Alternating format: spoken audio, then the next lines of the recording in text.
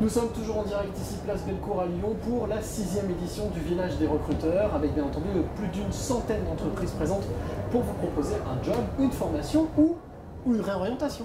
C'est justement, on va en parler avec Léa Santoni, qui représente l'EPID Auvergne-Rhône-Alpes. Bonjour Léa. Bonjour monsieur. Enchanté de vous accueillir. Alors, peut-être en quelques mots l'EPID, définir ce que vous faites. Alors l'EPID, c'est l'établissement pour l'insertion dans l'emploi. Nous sommes un établissement public et notre mission est d'accueillir des jeunes adultes, donc qui ont entre 17 et 25 ans, vers une insertion sociale et professionnelle qui soit réussie et qui soit aussi durable. Comment vous faites pour sélectionner ces jeunes qui peuvent participer au programme EPID? Alors pour nous, le critère principal, c'est vraiment leur volontariat, leur motivation, leur envie de travailler leur avenir.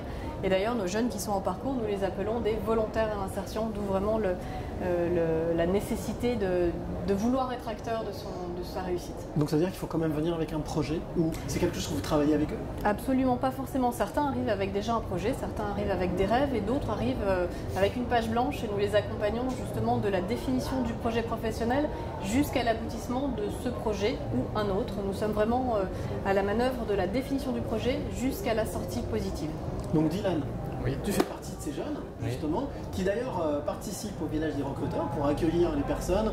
Il y a un accueil café, un point café, voilà, de pouvoir accueillir, de pouvoir échanger avec les visiteurs. Qu'est-ce qui t'a motivé, toi, pour justement rejoindre l'EPID?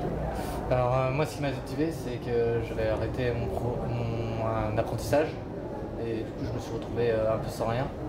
Et ma mission locale de ma ville m'a orienté vers l'EPID. Et qu'est-ce que ça t'a permis? Qu'est-ce que ça t'a apporté, Moi, justement? Du coup, j'avais arrêté, j'avais plus de projet en tête. Mais on m'a aidé avec mes cadres. Ils étaient là-bas, on m'a soutenu, on m'a accompagné, on m'a cherché un projet. Là, on me fait faire des stages pour découvrir mon projet. Après, j'ai fait un autre stage pour le confirmer. Si tout va bien, avec Pôle emploi, on trouvera une formation qui vont me la financer. Et tu as déjà trouvé ce que tu as envie de faire? Oui, j'ai 2 projets en tête, logistique et agent de service médico-social.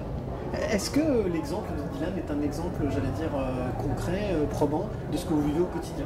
Oui, absolument. Alors, monsieur mène actuellement un très très beau parcours. Ce sur quoi nous travaillons vraiment en priorité au démarrage, c'est celui de la confiance. Parce que souvent, nos jeunes nous rejoignent en n'ayant plus vraiment notion de ce qu'ils veulent faire, en étant parfois très inquiets. Et c'est vrai que la première chose que l'on travaille avec nos jeunes en parcours, c'est vraiment ceci. C'est le fait de ce projet de sortir du centre avec la tête haute et un bel avenir.